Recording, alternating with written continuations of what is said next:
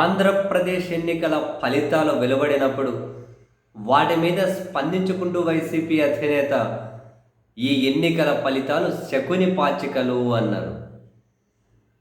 Scene cut చేస్తే అప్పటి నుంచి తాజాగా రాహుల్ గాంధీ గారు ఈ నెల 5వ తేదీన ఎలక్షన్ కమిషన్ మీద ఆటం బాంబు ప్రయోగించబోతున్నాం. ఆ పేలుడుకి ఎలక్షన్ కమిషన్లో పైనుంచి కింది స్థాయి వరకు దేశంలో ఎక్కడ దాక్కునే పరిస్థితి ఉండదు. వాళ్ళు రాజద్రోహానికి పాల్పడ్డారు. కంప్లీట్గా ఓట్లను ఎలక్షన్ కమిషన్ డైరెక్ట్గానే దొంగలించింది అని రాహుల్ గాంధీ గారి తాజా స్టేట్మెంట్ వరకు ఎలక్షన్ కమిషన్ని పాయింట్అవుట్ చేసుకుంటూ చాలా అనుమానాలు, చాలా ప్రశ్నలు వచ్చాయి.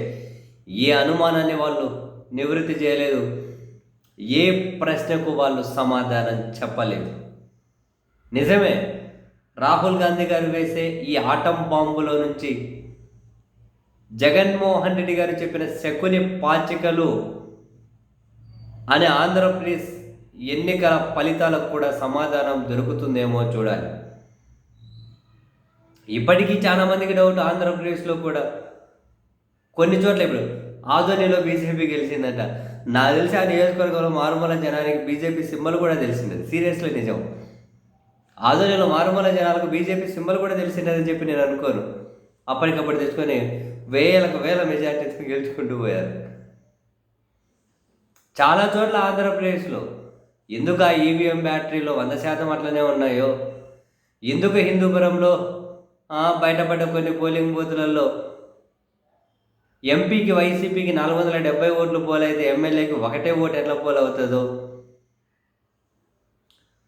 ఎందుకు 50 లక్షలకు పైగా ఓట్లు ఈ ఎన్నికల్లో ఆంధ్రప్రదేశ్లో పోలయ్యాయో, ఎందుకు 6 దాటిన తర్వాత 12.5% ఓటు బ్యాంకు పోల్ శాతం నమోదైందో, ఎందుకు ఎన్నికల పోలింగ్ రోజు, ఆ మరుసటి రోజు, ఆ తర్వాత 5 రోజులకు ఎలక్షన్ కమిషన్ ప్రకటించినటువంటి ఈ పోల్ డిఫరెన్స్లు అంత భారీ తేడాలు ఎందుకున్నాయో, సాయంత్రం 6 దాటిన తర్వాత 50 లక్షల ఓట్లు, 51 లక్షల ఓట్లు ఎందుకు పోలయ్యాయో, ప్రతి నియోజకవర్గంలోనూ 20,000 ఓట్లు, 30,000 ఓట్లు రాయచోటు నుంచి పోటీ చేసి ఓడిపోయిన శ్రీకాంత్ రెడ్డి గారు ఆయన లెక్కలతో సహా నా నియోజకవర్గంలో 30,000 ఓట్లు ఎక్స్ట్రా పోల్ అయ్యాయి, ఆ 30,000 కూడా టీడీపీకే పడ్డాయని చెప్పి చూపించారు.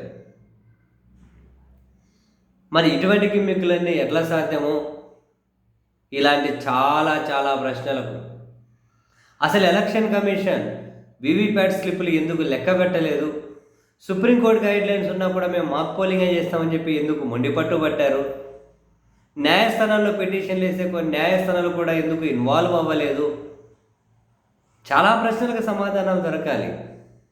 అసలు రాహుల్ గాంధీ గారు కొన్ని రోజుల నుంచి సీసీటీవీ ఫుటేజ్ విడుదల చేయండి ఎన్నికలలో జరిగిన రోజు అని చెప్పి అడుగుతూ ఉంటే ఎందుకు అది విడుదల చేయలేదు, పైగా ఎన్నికల కమిషన్ వాళ్ళ గైడ్లైన్స్ ఎందుకు మార్చుకున్నారు, సీసీటీవీ ఫుటేజ్ 45 రోజుల్లోనే తీసేయాలి, ఎవరికి ఇవ్వకూడదు, అది కాల్ చేయాలని చెప్పి ఎందుకు వాళ్ళ గైడ్లైన్స్ పెట్టుకుని మార్చుకున్నారు, చాలా ప్రశ్నలకు సమాధానాలు దొరకాలి.